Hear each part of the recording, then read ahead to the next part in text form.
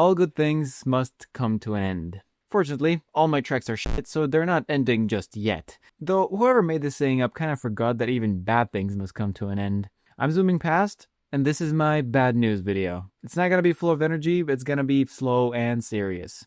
As a quick overview, here are the chapters that I'm gonna cover, just so you know where you are at all times. Now, first of all, I want to clarify that I am not quitting zooming past. There will be more videos, there will be more tracks, but there is a catch. See, for the last year and a half, I've been known as the racetrack guy, alongside Dime.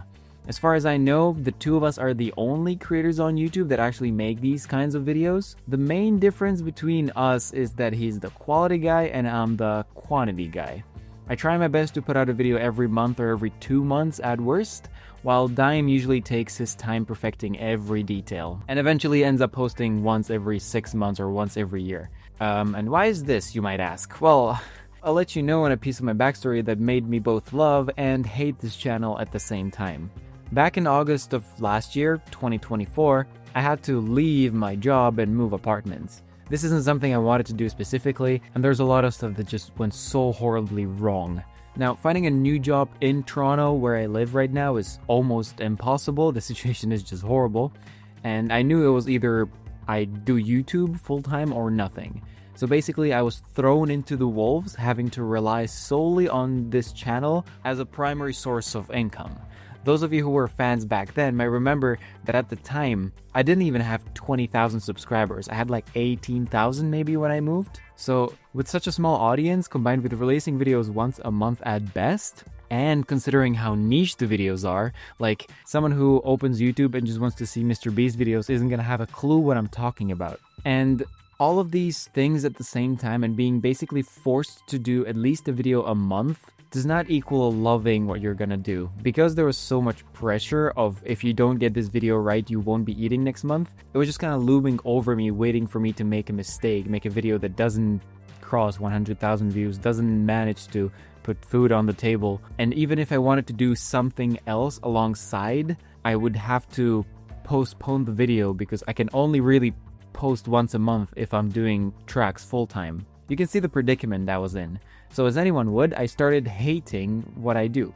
Don't get me wrong, I still love making tracks, I love the process, but having it be so forced, having it like have me by the balls saying, do this, otherwise you won't get to eat next month you start hating what you do if you're forced to do it, and it's not out of creativity, it's just born out of pure necessity, and I hated that so much. It was like a job that I didn't ask for. I was like, oh, you like doing this, right? Well, now do it, otherwise you starve. I started this whole spiel for fun to bring something to racing fans around the world, and I wouldn't be able to afford an upload schedule like Dime's if I wanted to eat something other than instant noodles. Second of all, I am kind of a nerd into racing, but not really. You guys on my Discord server know that I don't really follow any other motorsports apart from F1. I'm not that nerdy into tracks even. I just like making them. I'm a creative person, but I'm not super into all this corner in the 1950s was named like this.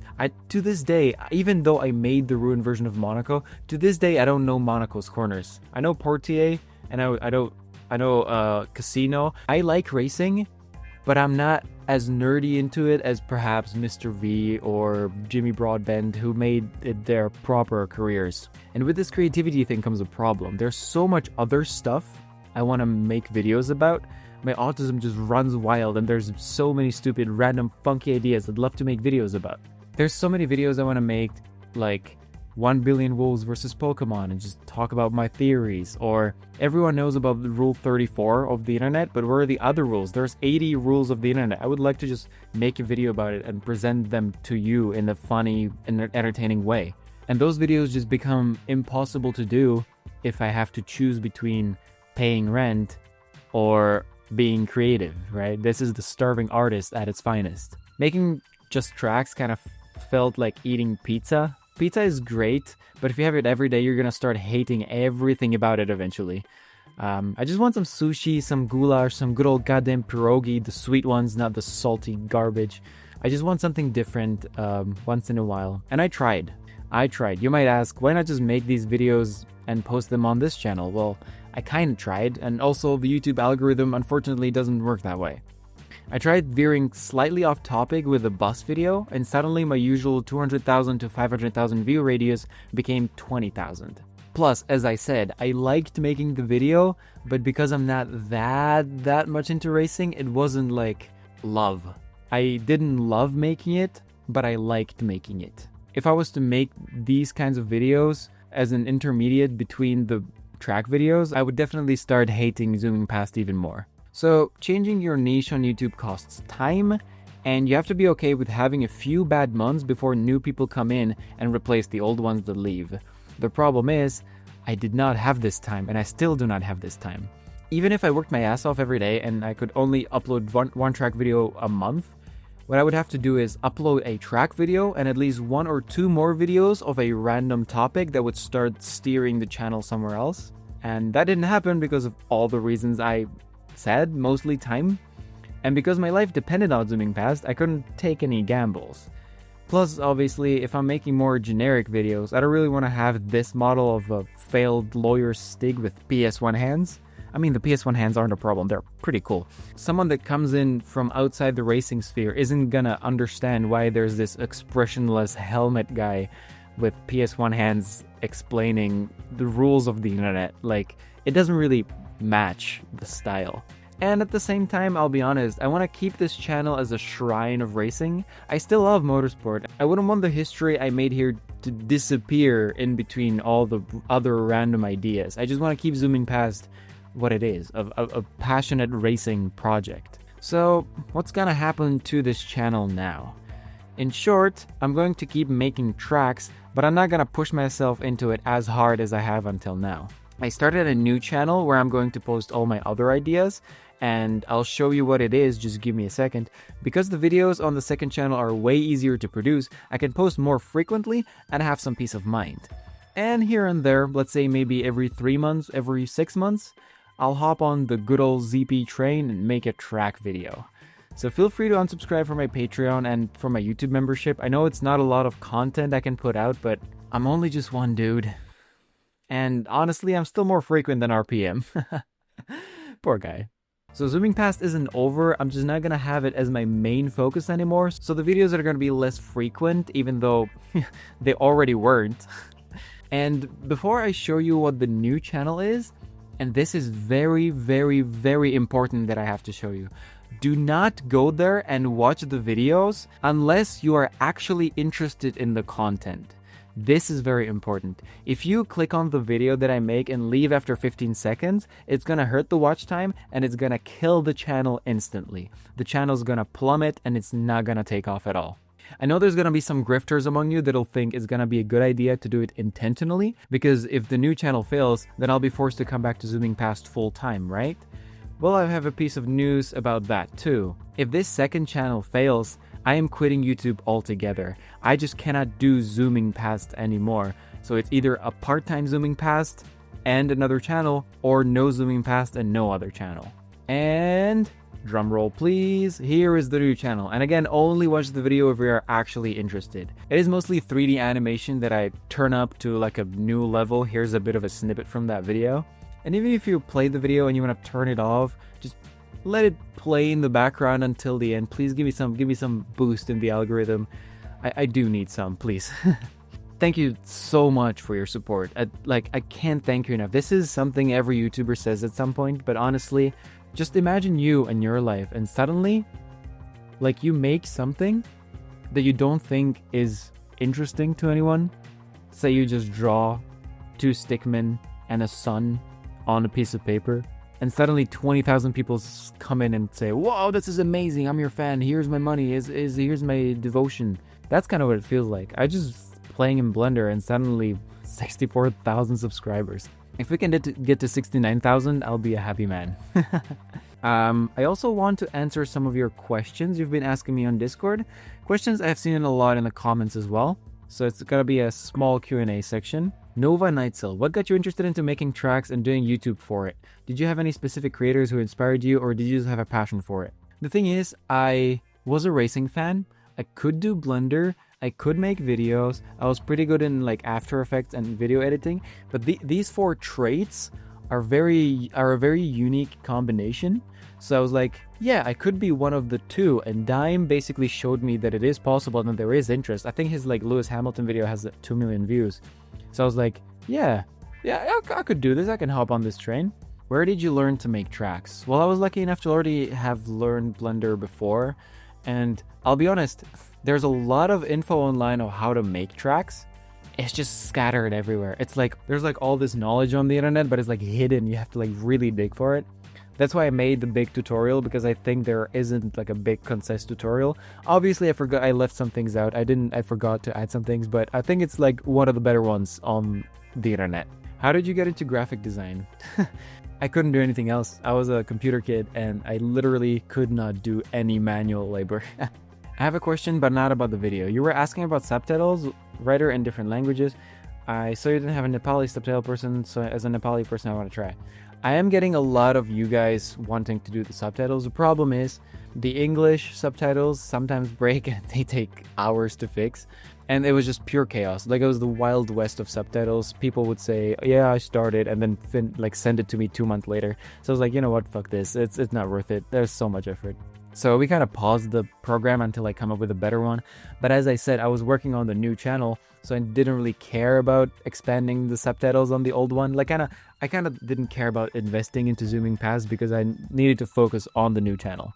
Will there be more Mr. V's Garage collabs? I would love that. Mr. V, if you've gotten this far, please let me know in the comments. Mr. V is one of the most delightful people to ever collab with. You don't know this, but I have made videos in the past, mostly in my native language, because YouTube has been just really big in the Czech Republic and Slovakia. I've made countless collabs back in my day. Mr. V is first and most pleasant by a country mile. He is an absolute delight to work with. He's got the creativity, he's got the wits. I would love to. It's just the problem is I have to keep making videos, otherwise I'll starve. What nationality are you? Are you patriotic or not? As I said, I'm Slovakian, and I moved out of Slovakia as soon as I finished high school, so you can answer that one yourself. What are your least favorite parts of making tracks? I like the outlining because it's just like there's so much potential. I hate landscaping, as you might know from my videos. I don't like the repetitive tasks. I do like them when there's a good audiobook or a podcast I can listen to, but I hate the parts where you have to like do the very careful landscape and there's always something sticking in the track. There's always a bond. There's always something to fix. And then I always hate converting it into Assetto Corsa because KS Editor is horrible. It's just like the process could be so much simpler at this point. But I love doing mostly all of it. Landscaping is the worst, I'll say. Is the Nighthawk Autodrome going to be made anytime soon? I just included this question to give you guys a PSA. Ever since I started making tracks, there's been hundreds, and I'm not joking, hundreds of people, mostly kids, sending me a DM just saying, oh, will you make my dream track? I would want this. And literally just describe what it's like. Like, oh, turn 1, hard degree right. Turn 2, sweeping left or some shit. You know, like something like that. Some of them would even send me like a bad drawing in Paint of just like literally put some random tracks together in 10 seconds and be like, oh, can you please make this? I'll give this to you for free because I like your videos. Guys, ideas are not the problem. There's like 70 ideas to make. Ideas are not valuable in the racetrack world. Your track is not valuable. You are not a brave and commendable soul for giving me your design for free because it's probably shit. I'm sorry to say it like this, but unless you have a clickable name like Fernando Alonso, Tomo, or Matt P1 Tommy, I'm not gonna make your track because no one's gonna care about the video. I'm gonna get 20,000 views and I'm gonna be eating instant noodles the whole month, right? It's not that your tracks might not be good. That's not the point. The point is to make a video that's actually interesting to watch. And if there is no premise to click on, no one's gonna click on the video. Do you understand me? I do want to make a video about where people vote on each corner, or like a stream where the chat decides what the track is gonna look like, but that's all the way in the future. So no, the Nighthawk Autodrome isn't gonna be made by me ever. By you, I put out a tutorial, you can make it yourself. Can we get a ruined Albert Park circuit? Now Daniel Ricciardo is coming for me video sometime. I've been thinking of trying to get like an F1 driver to design a circuit or to ruin their home Grand Prix, like Daniel Ricciardo, for example. And I think that would be the peak of my career. But honestly, who would ever reply to a small fish like me? Like, F1 drivers have managers for their Instagrams. So if anyone has a direct contact to an F1 driver and they know they would respond, please hit me up. How long does it take you to make ideas for the track and then design the track itself? And third question, why didn't you use my suggestion for the Silverstone video? No hard feelings, just curious. It was the noob in the middle of the track if you forgot. So this is going to be another one where I'm not going to be very nice. First of all, it takes me, as I said, about 2 weeks to finish a track and 2 weeks to make a video. The third question, the problem is, whenever I ask for suggestion on my Discords, 99% of the suggestions are just horrible. I'm just gonna say it, I'm gonna be mean because I am Eastern European and that's how I was raised. I'm gonna be mean to you. Guys, big posters with misspelled "Anolso" and big ass statues of random people are not funny. It's just not as funny as it is in your head. It was funny the first 20 times, but you have to realize we've done this so many times that it's just not funny anymore. If I say, oh, what should I put on the turn 1 to make it more memeable, and people just say, put statues, a big ass billboard of zooming past, it's not funny, guys. Statues of random shit and billboards of just random shit aren't funny anymore. I need creative answers, not just random shit. So to answer your question, Newbird, it was just a lame suggestion. I didn't like it. What is the favorite track you have ever made? In terms of actual drivability, it's definitely the Ladderhorn. Lovie has really cooked on this one. Like, it's an actually good track, I must say. But in terms of having fun while making it, definitely Extreme Motorstorm. It was just so much fun, so wanky, so funny. I loved it so much. The first one, are you gonna make more serious racetracks as V obstacles? Probably not. I'm not gonna make that many tracks anymore. Serious tracks are more Dime's thing than mine. Would you ever collab with Dime if there was an opportunity? I want to say yes because it would be fun, but I don't think we would make it time-wise. He's a perfectionist. I'm a speedrunner mostly. I would love to collab with him, but I don't think it's realistic for us to like make a track together because we probably have very, very different styles of making it. And it's way easier to collab with someone like Mr. V who just guides me how to make the track and then makes the posters, makes the visuals. So thank you for your questions. If you have any serious questions and like actual good questions, leave them in the comments, and if they're good enough, I'll answer them. Just like the questions that you think that you would like answered, and if the question has enough likes, I'll answer it. Thank you for watching. I'm sorry I've disappointed you.